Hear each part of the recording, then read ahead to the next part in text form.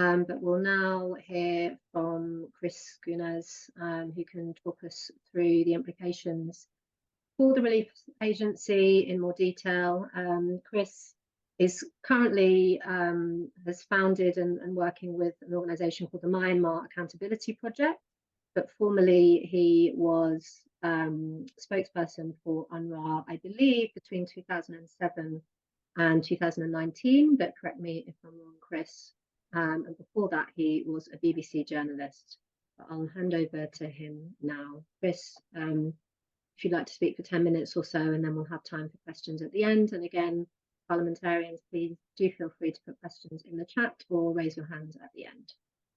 Thank you so much, Fleur, Chris Doyle and colleagues at Caabu, and also to Amnesty International. I'm really happy to be able to address this audience, because I think there are some important things that I'd like to say as a former UNRWA spokesperson. And I have to say that it's a luxury, really, because I think there are things that I can say that UNRWA can't say, because it finds itself in the middle of a controversy that's splashed across the front pages of the New York Times and other leading media outlets, and the center of a huge donor crisis.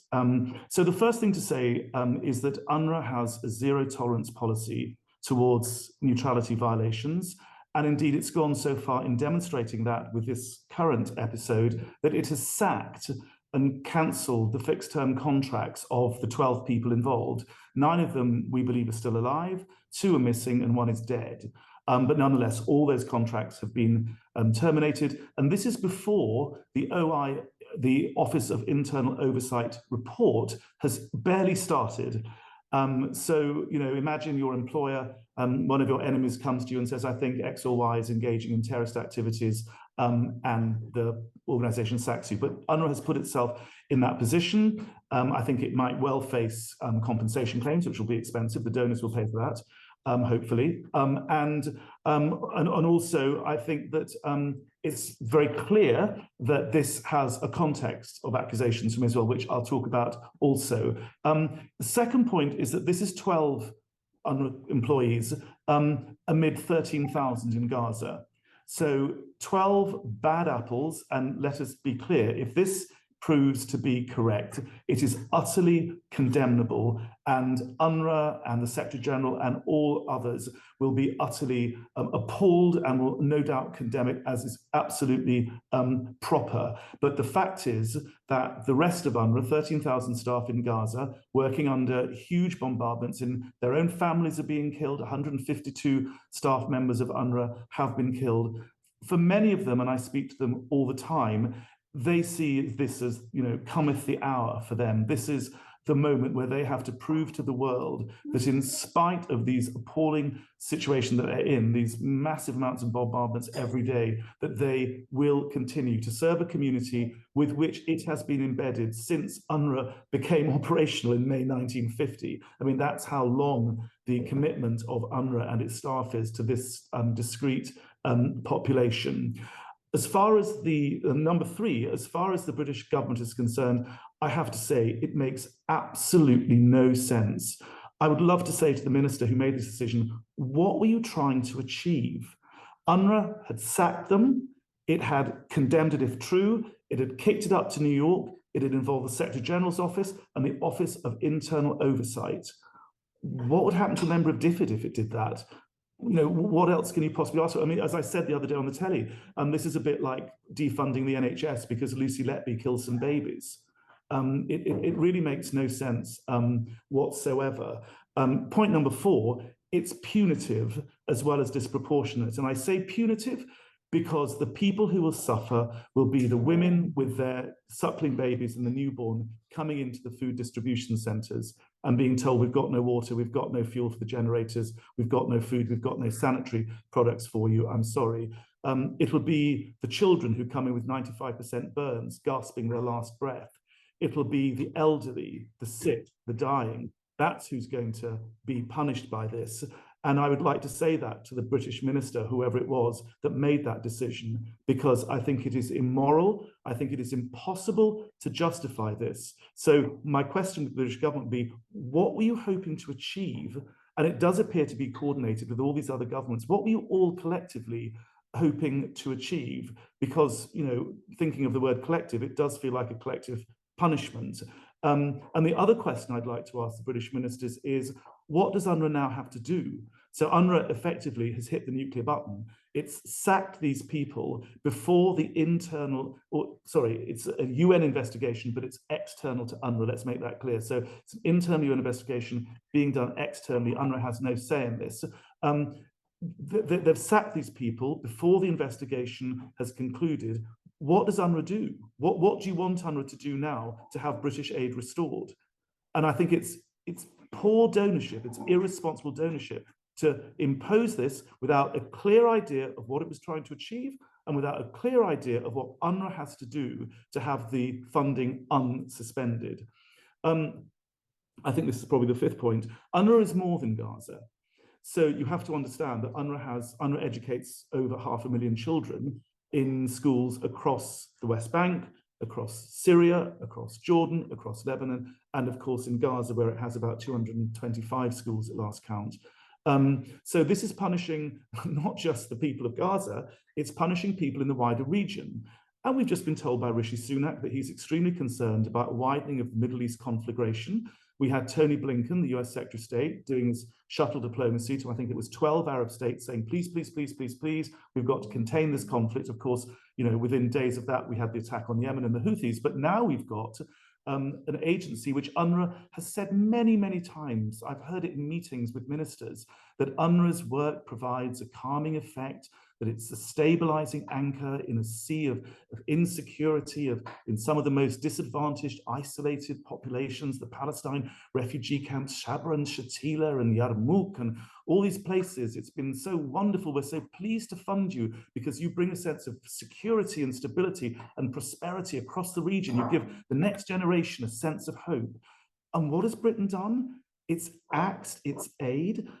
Point number 5. Point number 6, British aid was in 2018 70 million.